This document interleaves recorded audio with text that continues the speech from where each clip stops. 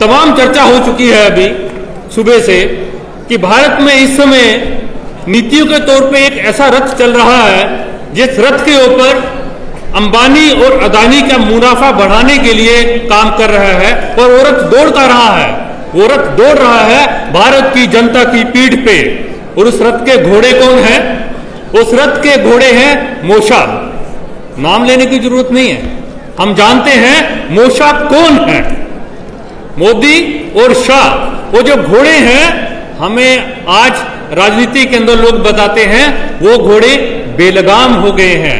हम यहां बताने आए हैं मेरे देश के मजदूर, मेरे देश के खेत मजदूर, मेरे देश के किसान के बाजुओं में इतनी ताकत है कि बड़े से बड़े बेलगाम घोड़े पे लगाम लगा लेंगे। और हम ये बताने आए हैं ये जो मोशा है इसको उस रथ से अलग कर देंगे। मोशा नहीं रहेगा, अदानी अंबानी कुछ नहीं कर पाएंगे, देश हमारा होगा। घोषणा पत्र के जो घोषणा यहां होगी उसके समर्थन में मैं खड़ा हूं। और वो घोषणा क्या है? वो घोषणा ये है कि जब इनके आका, जिनको आज की डेट में मैं बुलबुल की पीठ पे बिठा रहे हैं, उनकी जितनी बहादुरी काल्पनिक है, इतनी काल्पनिक है जितनी बुलबुल काल्पनिक है कि वो अंडमान के अंदर जा सकती है।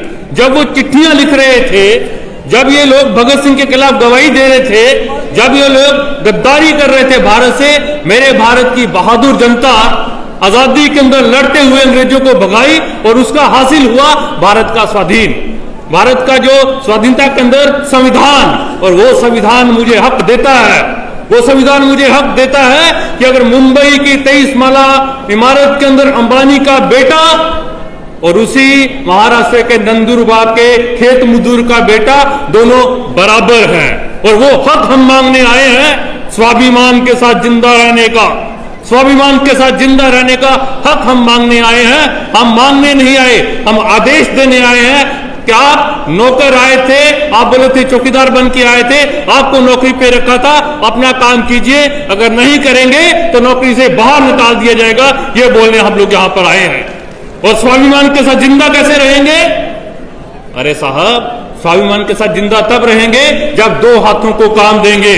हम ये बोलने आए हैं हमें काम दीजिए, हम काम करने के लिए तैयार हैं, हम मेहनत कश हैं। और काम इस देश के अंदर भारत की जनता ने लड़के एक कानून लाया जिसको आप मनरेगा बोलते हैं, और वो कोई स्कीम नहीं है।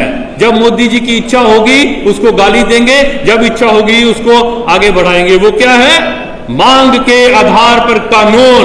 जब मेरे देश का नागरिक मांग करेगा उसको काम देना पड़ेगा। ये तो मोदी जी हैं, इनको तो संविधान समझ नहीं आता, वो कानून कहां से समझ आएगा? उसके लिए क्या चाहिए? उसके लिए चाहिए पैसा। हम सबसे पहले वक्ता बोल चुके हैं कि 73,000 करोड़ रुपया दे रहे हैं। और कितना चाहिए?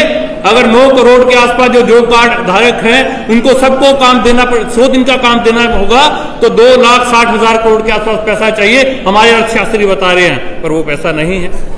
उसके ऊपर से हमने आशा की थी मनरेगा में काम करते हुए दलित, आदिवासी, सभी जातियों के लोग एक जगह पे काम करेंगे, जाति को तोड़ेंगे। पर जिस सरकार के दिमाग के अंदर संविधान की जगह मनु हो, वो वहां पर जातिवाद लाएगा। अब बोल रहे हैं मनरेगा में भी जाति के आधार के ऊपर फंड आएगा। हम नहीं मानते इसको। हम मांग करने आए हैं, मेरा हक है, काम आपको देना पड़ेगा और काम का पूरा दाम देना पड़ेगा। हम ये बोलने आए हैं यहां पर, हम आपको बताने आए हैं कि अगर मुझे सम्मान के साथ जिंदा रहना है, मुझे अपनी जमीन का टुकड़ा चाहिए और मुझे घर चाहिए। मेरे से पहले वक्ता बोल चुके हैं। आप मुझे काम नहीं दे रहे, आप मुझे मेरे हिस्से की जमीन नहीं दे रहे, मेरे हिस्से का घर नहीं दे रहे, तो ये जो डिपो के अंदर राशन दे रहे हैं ये आपकी कोई खैरात नहीं है, ये मेरा हक है, आपका काम है।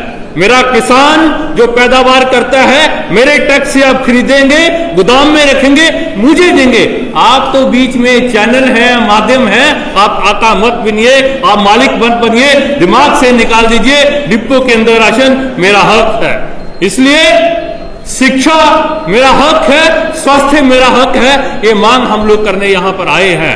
आप जाइए, आप जाइए सुप्रीम कोर्ट के अंदर चर्चा कीजिए कि ये फ्रीबीज, वो बोलते हैं बड़े बड़े बुद्धिजीवी आते हैं कि ये फ्रीबीज नहीं चलेंगी, मुझे समझ नहीं आती। वो बोलते हैं कि मुफ्तखोरी नहीं चलेगी। अरे साहब, आप गलत हैं। भारत देश की जनता भारत की मालिक है, ये कोई सरकार भारत की मालिक नहीं है, ये हमें समझना पड़ेगा। ये किसी तानाशाह के यहां हो सकता है कि राजा जनता को दे, इनकी गलती नहीं है। जिस शाखा के अंदर ये सुबह शाम जाते हैं वहां पर जमहूरियत नहीं है, वहां पर तानाशाही ही सिखाई जाती है, वहां पर अभी भी उस जमाने के राम राज्य को लाने की बात करते हैं। और मोदी जी को ऐसा लगता है कि वो सम्राट हो गए हैं, वो राजा हो गए हैं। उनके दिमाग के अंदर जो गलतफहमी है उसको बाहर निकालने आए हैं। इस अपील के साथ कि हम लोग जो यहां से घोषणा हुई है कि आने वाले बजट सत्र के अंदर दिल्ली को हिलाने आएंगे, दरअसल भारत देश को ठीक रखना है तो ये दिल्ली को ठीक रखना पड़ेगा। दिल्ली से मेरी मुराद दिल्ली की जनता से नहीं है, दिल्ली के मेहनतकश से नहीं है, पर दिल्ली में जो संसद के अंदर जो लोग बैठते हैं और उनके साथी जो बैठते हैं उनको ठीक रखना पड़ेगा। और उसको ठीक रखने का एक ही तरीका है, जब जब संसद आवारा हो जाए, जनता सड़क पे उतरे, उसको लगाम लगाए। और वो लगाम लगाई थी हमने 2018 के अंदर, और वो लगाम लगाने आएंगे हम 2023 के अंदर। साहब, नरेंद्र मोदी जब इंटरव्यू देता है तो बीच में उसको डर सताता है इस लाल झंडे का, बोलता है खत्म हो गया है, पर बहुत खतरनाक है, बहुत खतरनाक है। हम ये बोलने आए हैं, आप डरते हैं, डरना अच्छा होता है। ये डर लाल झंडे का नहीं है, ये डर जनता का है, क्योंकि लाल झंडा जनता का है। और वही डर दिखाने के लिए 2023 के अंदर दिल्ली की सड़कों को लाल करेंगे। गिनती भूल जाइए, लाखों के अंदर आएंगे और उनको सपनों में, दिन में भी, रात को भी आएंगे, डराएंगे। और भारत की जनता बताएगी कि हम हुक्मरान हैं, आप हमारे नौकर हैं। इनकलाब जिंदाबाद।